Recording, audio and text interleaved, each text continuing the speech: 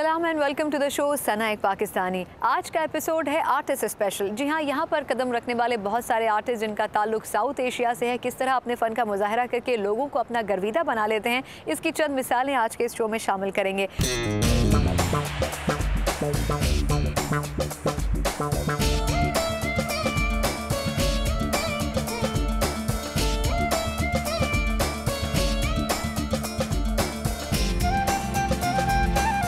आपकी मुलाकात करवाती हूँ एक ऐसी पाकिस्तानी लड़की से जो यहाँ पर नन्हे मुन्ने बच्चों को भंगड़ा डांस सिखाती हैं।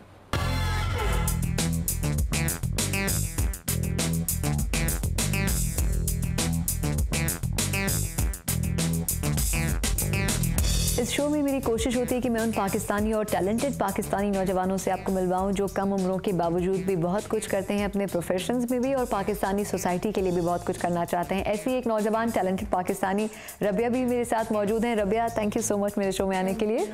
अच्छा, सबसे पहले ये बताएं कि आपने पब्लिक हेल्थ में स्टडीज़ की हैं, आप भंगड़ा डांस की इंस्ट्रक्टर भी हैं, शौकिया आप ये भी करते हैं।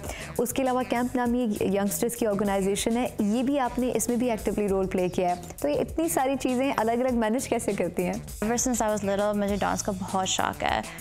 During my universities, I was on a bhangra team. वहाँ हमने काफ़ी competitions किए हैं। अब there's एक local team है, उनको मैंने join किया है। तो वहाँ भी मेरे once a week practices होती हैं और साइड पे मेरे एक बच्चों की भी क्लास है। My youngest is 3 years old and my oldest is about 9 years old. अच्छा, आपने जो अपनी भंगड़ा क्लासेस का बताया, आपने कहा कि आपने 8-9 साल पहले इसको शौकिया शुरू किया, तो टाइम कैसे मिलता है इसको? अब एज एन एक्सरसाइज आपने रखा, क्योंकि आपने बताया था कि छोटे छोटे जो बच्चे हैं उनको भी आप टीच करती हैं, तो क्या अभी भी यहाँ पे जो कल्चर है यूएस के अंदर, ये लोग अभी इस भंगड़ा डांस वगैरह को फॉलो करते हैं?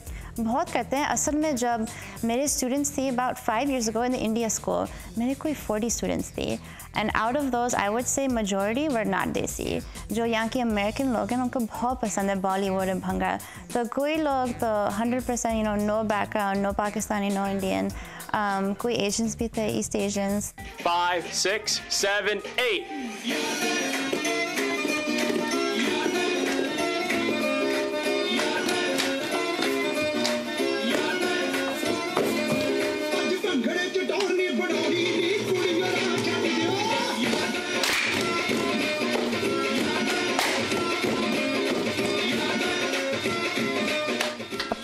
स्टूडेंट्स को आप सिखा चुकी हैं, कैसा एक्सपीरियंस रहा? पेरेंट्स जो हैं उन्होंने कभी कहा कि नहीं ये एक ऐसा, चलो शादी जब तक नहीं हुई है तब तक कर लेना, या शादी के बाद भी कंटिन्यू करना, या अगर आप प्रोफेशनल लाइफ में आ गई हो तो अब ये जो शौक वगैरह है इनको छोड़ दो? मेरा प्लान तो नहीं कि मैं छोड़ूंगी। By now I've probably taught over 100 students. और मेरे ये भी होते हैं, कभी कभी स्कूल्स होते हैं लोकली, कहते हैं कि we're having international night, तो राबिया आ जाओ and just can you teach 30-40 students at once. So I've been doing that for years. Or even in the India school, every year I had 30-40 students. और अभी भी जो मेरी छोटी classes हैं वो भी 10 the 3-year-olds, 4-year-olds.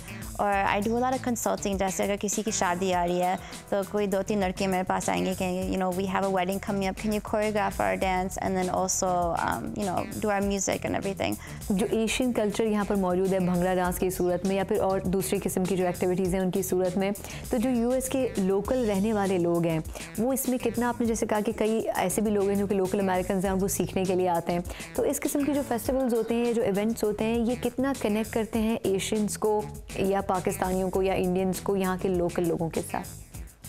काफ़ी कनेक्ट करते हैं। अगर आप जाएंगे कोई इवन मेला पे अगर जाएंगे, ईद का मेला, you find that there are a lot of them are local people. I had about 2 months ago एक मेरी student थी, she's a white girl, so she actually asked me to teach at her birthday party. She was turning 7 years old. तो वहाँ कोई 30-40 लोग थे, majority were not देसी।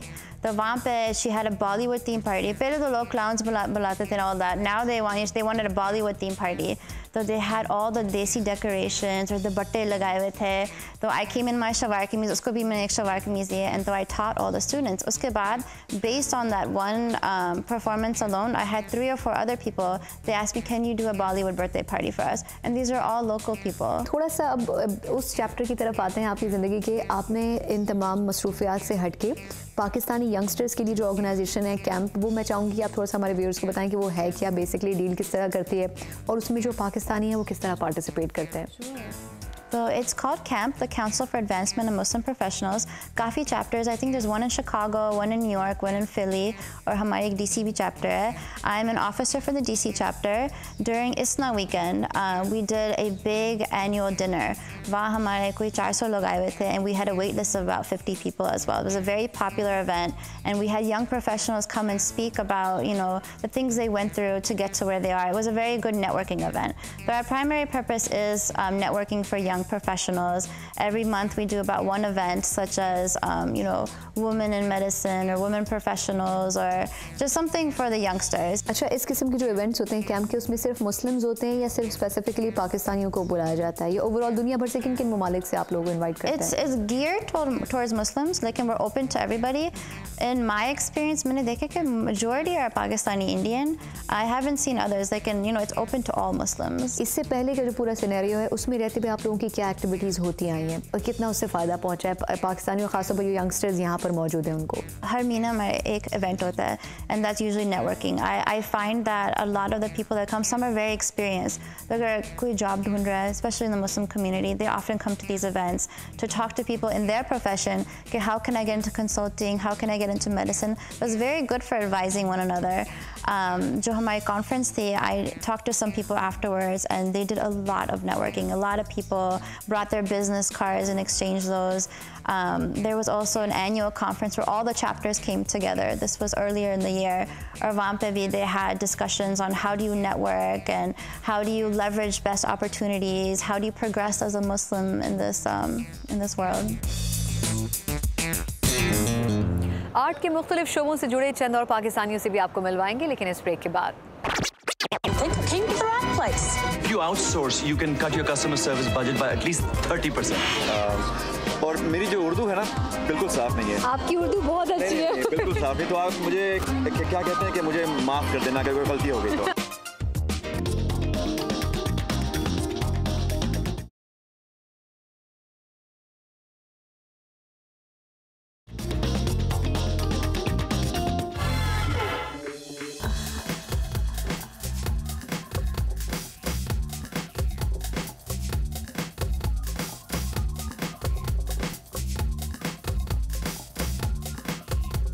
Art के शोबे की बहुत सारी जहतें हैं, लेकिन उसके बावजूद भी ख़वातीन हर मैदान में आगे आ गई हैं। इस वक्त हम इमर्ज आर्ट फेयर में मौजूद हैं, जो कि 3 दिन तक DC में जारी रहेगा। लेकिन यहाँ पर आने की वजह ये नहीं थी कि मैं इस फेयर को देखना चाहती थी, बल्कि वजह ये थी कि यहाँ पर एक वाहिद पाकिस्तानी है जो कि यहाँ पाकिस्तान को ना सिर्फ रिप्रेजेंट कर रही हैं, बल्कि जो उनका आर्ट है वो इसलिए भी लोग ज़्यादा पसंद कर रहे हैं क्योंकि वो आर्टिस्ट होने के साथ साथ खातून भी हैं। फ़राह अहमद हमारे साथ मौजूद है। Farah, thank you so much हमारे शो में आने के लिए। वालेकुम सलाम। अच्छा, सबसे पहले तो आप बताएं कि आपका जो आर्ट, मैंने जो पिक्चर्स वगैरह देखी, बहुत ही डिफरेंट किस्म की चीज़ हैं, तो हमारे व्यूअर्स को थोड़ा सिंपल उसमें एक्सप्लेन करेंगी कि आखिर क्या सोच के इस किस्म का आर्ट, क्योंकि अमूमन लोग पेंटिंग्स या स्कल्पचर्स वगैरह देखते हैं, लेकिन ये एक थोड़ी सी डिफरेंट चीज़ है। My pieces, for example, over here, a lot of it is works on conceptual. मेरे आर्ट के जो नमूने यहाँ रखे गए हैं उनमें एक बुनियादी ख्याल को मुजस्समा साजी, फोटोग्राफी या डिजिटल आर्ट की शक्ल दी गई है और इस काम में कंप्यूटर्स की मदद भी ली गई है। सो मैं अपने आर्ट में मुख्तलिफ टेक्नोलॉजीज़ की मदद ले रही हूँ और कोशिश कर रही हूँ कि सिर्फ पेंटिंग के ज़रिए नहीं बल्कि मुख्तलिफ तरीक़ों से काम करूँ। Working with different technologies and trying to provide a different angle to art, not only with painting and sculptures. अच्छा, वो जो ट्रेडिशंस हैं वो आपने कितनी अपने आर्ट में ऐड करने की कोशिश की?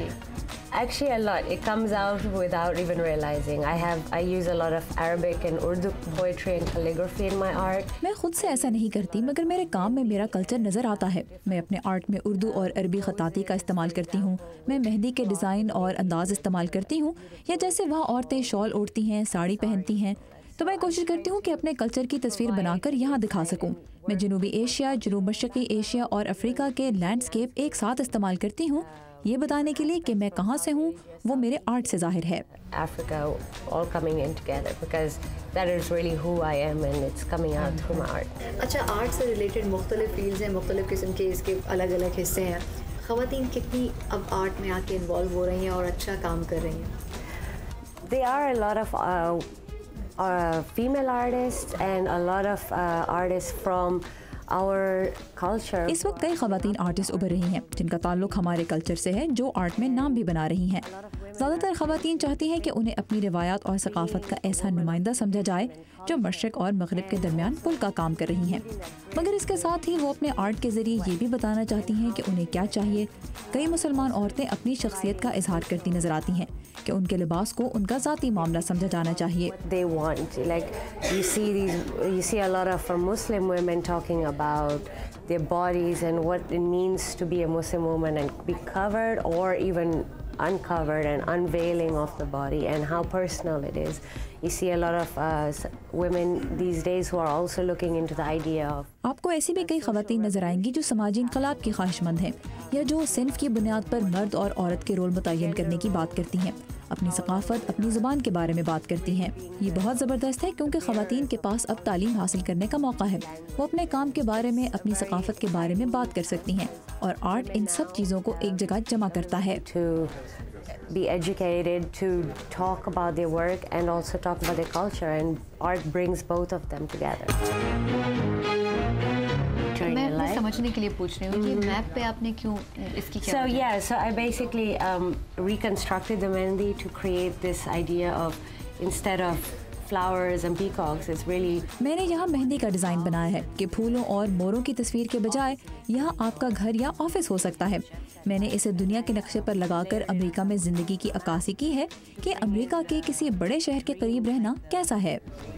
The American dream, you know, and how it's to live in the suburbs and to define that perfect house and to create this dream that you're providing. So I ये वो चीज़ें हैं जो बहुत nondescript. लग्जरियस लाइफ से थोड़ा सा हट के पर्सनली एक इंसान की जो फीलिंग्स होते हैं ये उसके साथ Yeah, वो तो सारी वो exactly. चीज़ें जो आपकी एक ख्वाहिशात होती हैं, ये भी हो वो भी हो, लेकिन ये थोड़ा सा आपने उसको हाँ मुझे अब थोड़ा डिफरेंस समझ आ गया। अच्छा, ये और इसको आपने क्यों रखा दोनों को? क्योंकि ये पिक्चर में भी है, Yeah. आपने डेमोन्स्ट्रेट करने के लिए इसको रखा है वैसे? Yeah, basically to demonstrate. And हाँ, also मैंने यही to वाज़े करने like के लिए an बनाया है idea of ताकि what सबकी समझ में आ जाए कि ये कौन से पीसेस हैं। ये खुद ब खुद होने वाला काम है और इसमें बहुत मज़ा आता है। Thank you so much Farah. Hollywood में कई साउथ एशिया से ताल्लुक़ रखने वाले सितारों ने भी कदम रखा और अपना नाम बनाया। ऐसे ही एक सितारे से मुलाकात हुई हमारी लॉस एंजलिस यानी कि हॉलीवुड में। क्या कहना था उनका अपने इस एक्सपीरियंस के बारे में, आइए जानते हैं। यूनिवर्सल स्टूडियोज़ के सिटी वॉक में आने के बाद बहुत सारे टूरिस्ट ऐसे भी होते हैं जो कि यहाँ आकर खो जाते हैं। इसकी वजह यह है कि यहाँ पर इतना कलर मौजूद है, इतना म्यूज़िक मौजूद है कि फिर शायद घर जाने को जी नहीं करता। लेकिन इससे पहले कि हम घर जाएँ, हमारी मुलाकात हुई एक ऐसे पाकिस्तानी से जो ना सिर्फ दिखने में अच्छे हैं बल्कि एक्टिंग भी बहुत अच्छे करते हैं।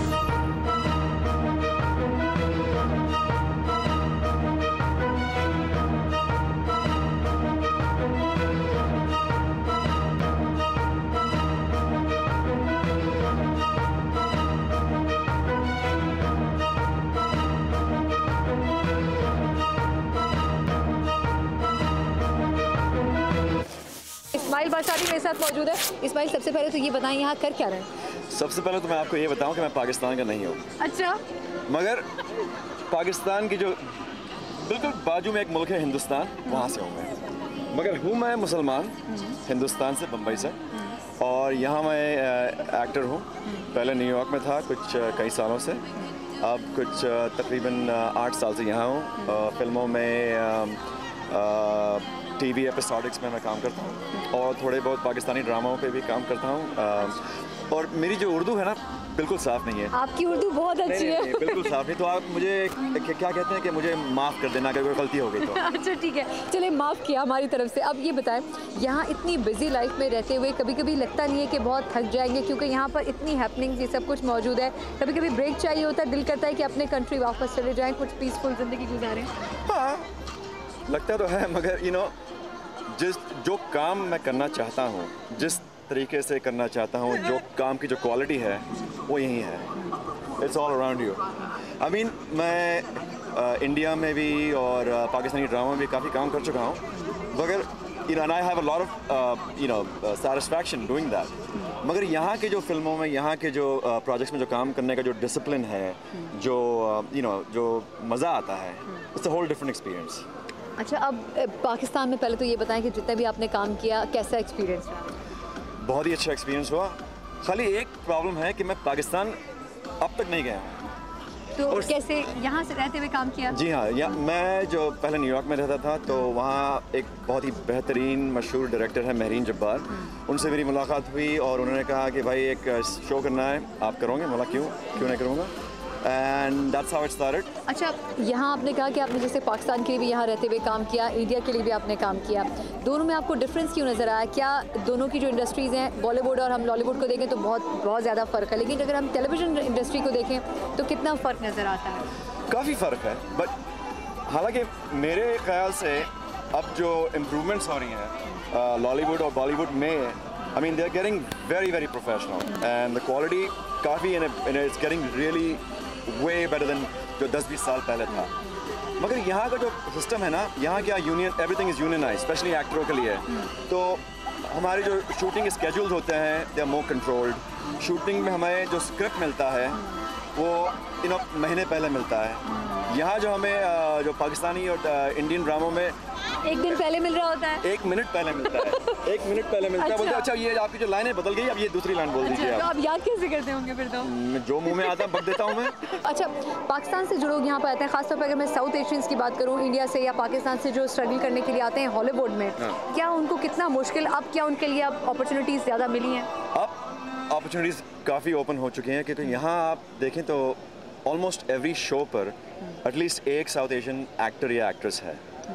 और इस सीज़न में जो अभी फॉल का जो सीज़न शुरू होने वाला है, there are about 6 or 7 new shows coming, जिस पे हर इधर मेल और फीमेल, इंडियन या पाकिस्तानी या बांग्लादेशी या from Sri Lanka, there are different characters and they are not just playing Hindustani या Pakistani, they are just playing generic characters like they could be mister Lee, and so काफ़ी opportunities have opened up for Indian South Asian actors in general. अच्छा, आखिर में बस आपसे ये पूछ चाहूँगी इस्माइल कि अगर पाकिस्तानी कुछ लोग ऐसे हों जो कि फिल्म इंडस्ट्री में, क्योंकि अब पाकिस्तानी फिल्म इंडस्ट्री आहिस्ता आहिस्ता अब आगे बढ़ने की स्टेज पे आ रही है, पाकिस्तानी फिल्म्स क्योंकि हॉलीवुड के साथ किसी कंपटीशन में नहीं है, क्या वो बेसिक चीज़ें आप समझते हैं जो होनी चाहिए कि पाकिस्तानी फिल्में भी यहाँ पर कुछ जगह बना सकें, कोई रिकग्निशन उनकी हो कि हाँ ये कोई मूवीज़ हैं जो कि वर्थ रखती हैं और देखी जा सकें, क्योंकि अभी हम बहुत वीक हैं इस फील्ड में? Yeah, but I think in Pakistan right now there is a movement of new directors जिनके फिल्में अब तक शायद यहाँ they haven't come here. वो प्लेटफॉर्म नहीं मिल पा रहा है यहाँ, प्लेटफॉर्म नहीं मिल पा रहा है, but I think it's only a matter of time. अब देखें आप इंडिया से जो फिल्म आते हैं, now Indian films are getting very popular here and it's only a matter of time because Pakistani dramas were more well known and even now उनका जो main strength था टीवी ड्रामा में था, मैं बचपन से देखते आया था like अनकहीं and all those wonderful dramas, तन्हाइयाँ, now you know how old I am, but जो फिल्में हैं now they are getting into this mode के जो पाकिस्तानी जो फीचर फिल्में आ रही हैं, like they're making some really quality films and I think बस it's a matter of time कि you will see them on the Hollywood stage also. Art के शोबे से जुड़ी और भी कई हस्तियों से आपको मिलवाएंगे, लेकिन इस ब्रेक के बाद।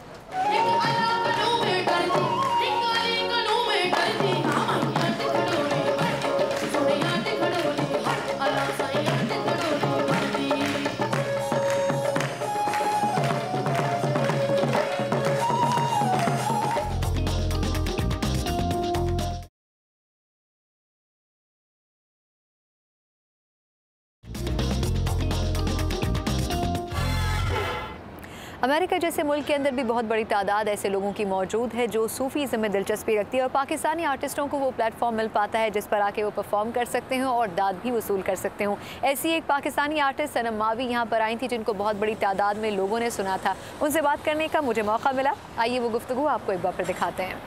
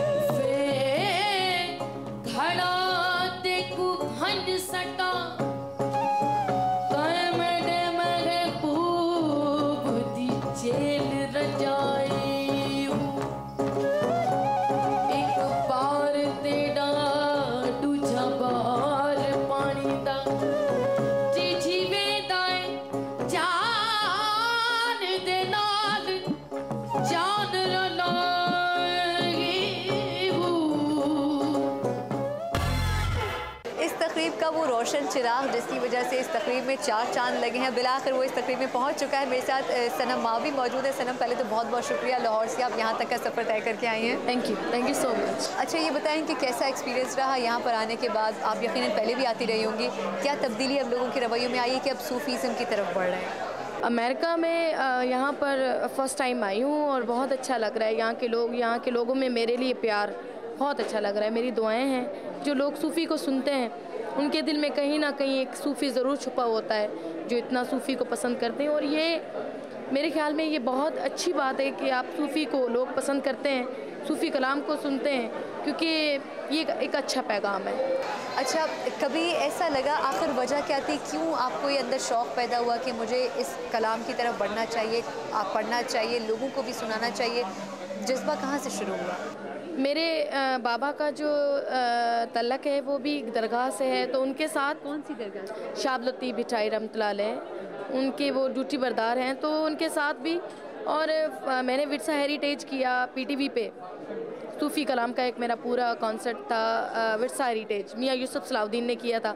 उसके बाद लोगों ने ज़्यादा तवज्जो दी और उसके बाद ही मुझ में भी कुछ हौसला हुआ, लोगों ने जब पसंद किया इस कलाम को। क्योंकि अमूमन आप सबको पता है ये बहुत सादा सा कलाम है और लोग आजकल पॉप को ज़्यादा सुन रहे हैं, तो मेरी कोशिश है कि मैं कुछ इस कलाम के लिए ज़्यादा से ज़्यादा करूं। अच्छा, किन्हें ज़्यादा आप पढ़ती हैं? बाबा बुल्ले शाह को, शाह हुसैन को, शाब लतीफ़ भिटाई, सच्चल सही, सबको ज़्यादा पढ़ती हूँ। अच्छा, आपसे इंटरव्यू से पहले आपने जिक्र किया कि मैं अपने बच्चों को यहाँ आके बहुत मिस कर रही हूँ।